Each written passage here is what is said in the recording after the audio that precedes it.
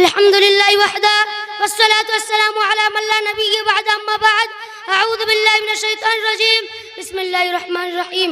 ولقد كرمنا بني آدم وحملناهم في البر والبحر ورزقناهم من الطيبات وفضلناهم على كثير ممن خلقنا تفضيلا. صدر انجمن، حکم صاحبان، اساتذہ اکرام اور عزیزان ملت، آج کی اس بزم مبارک میں میرا موضوع خطابت ہے اسلام میں انسانی حقوق کا تصور. حضرات، اسلام ایک کامل و مکمل دین ہے. اس نے زندگی کے ہر گوشے میں بھرپور رہنمائی کی ہے اور حیات انسانی کا کوئی پہلو تشنا نہیں چھوڑا ہے. قرآن کریم کا صاف اور واضح اعلان ہے: الیوم اکملت لکم دینکم واتممت علیکم نعمتی ورضیت لکم الاسلام دینا. آج میں نے تمہاری خاطر تمہارا دین مکمل کر دیا، تم پر اپنی نعمتیں تمام کر دی اور اسلام کو تمہارے لیے بحیثیت دین کے پسند کر لیا. حاضرین اعظام، جس مذہب میں زندگی کے ہر گوشے سے متعلق اجمالی اور تفصیلی انداز میں مکمل اور جامع رہنمائی موجود ہو، اس مذہب میں حقوق انسانی جیسے اہم اور عظیم الشان پہلو کیوں کر فراموش کیا جا سکتا تھا؟ اس میں شک و شبہ کی گنجائش نہیں کہ اسلام ایک آفاقی اور عالمی دین ہے جس کی شروعات ابو البشر حضرت آدم علیہ السلام سے ہوتی ہے اور انتہا ہمارے آخری نبی حضرت محمد صلی اللہ علیہ وسلم کی ذات والا صفات پر.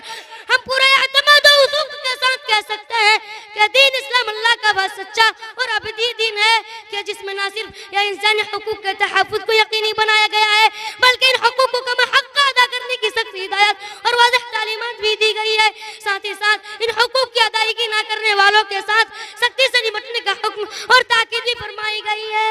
تو آئیے اب ہم جائزہ لیتے ہیں کہ اس سلسلے میں اسلامی تعلیمات ہمارے کیا رہنمائی کرتی ہے. محترم سامعین، رنگ و نسل، ذات پات، اونچ نیچ اور طرح طرح کے تعصبات کی شکار اس دنیا میں مذہب ہے اسلام نے ڈنکے کی چوٹ پر اعلان کیا کہ لوگوں، یا سب امتیازات عزت و شرف اور تقرب الہی کی دلیل نہیں بن سکتے.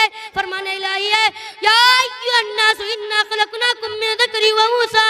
اے لوگوں، ہم نے تمہیں ایک مرد اور ایک عورت سے پیدا کیا ہے.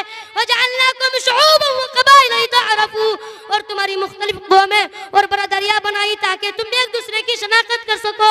ان اکرمکم عند اللہ یتقاکم، یقیناً تم میں سے جو سب سے زیادہ اللہ تعالیٰ کے احکام کا پاس و لحاظ رکھنے والا ہے وہی اللہ کے نزدیک سب سے زیادہ معزز و مکرم ہے.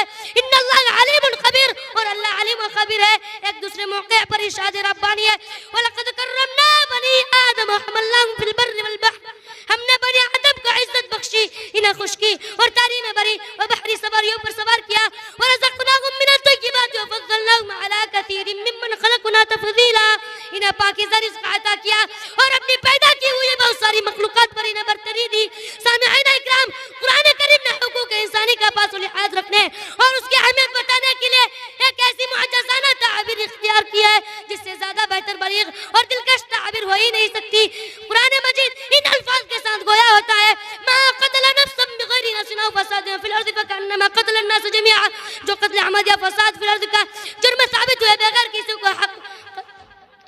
کسی کو نہ حق قتل کرے تو اس نے گویا پوری انسانیت کو قتل کرنے کے بھیانک جرم کا ارتکاب کیا.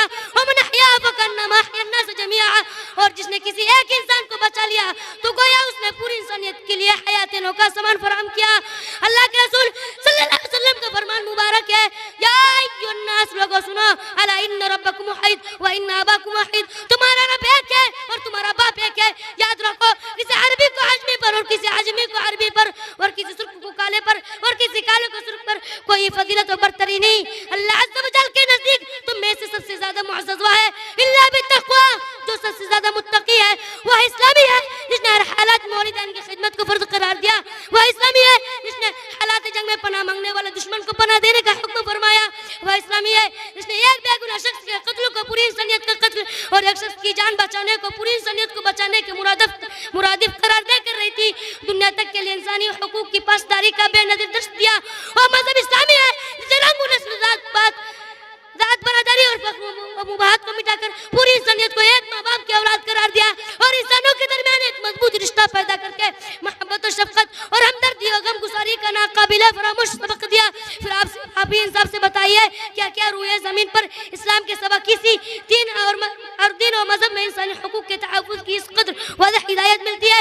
ہم مسلمانان علی پر ضروری ہے کہ اسلامی تعلیمات کو عملی جامہ پہنا کر دنیا کو صداقت و حقانیت سے روشناس کرائے اور خصوصاً حقوق کے تعلق سے کسی طرح کی کوتاہی نہ نہ کرے. یاد رکھیں کہ اگر ہم اپنا کھویا ہوا وقار بحال کرنا چاہتے ہیں اور اپنی عظمت اور رفتار کو دوبارہ حاصل کرنا چاہتے ہیں تو ہمیں ماضی سے اپنا رشتہ استوار کرنا پڑے گا. میں اس شعر کے ساتھ اپنی تقریر ختم کرتا ہوں. ہاں دکھا دے تصور پھر وہ صبح و شام تو, ہاں دکھا دے تصور پھر وہ صبح و شام تو, دور پیچھے کی طرف اے گردش ایام تو. وآخر دعوانا ان الحمدللہ رب العالمین.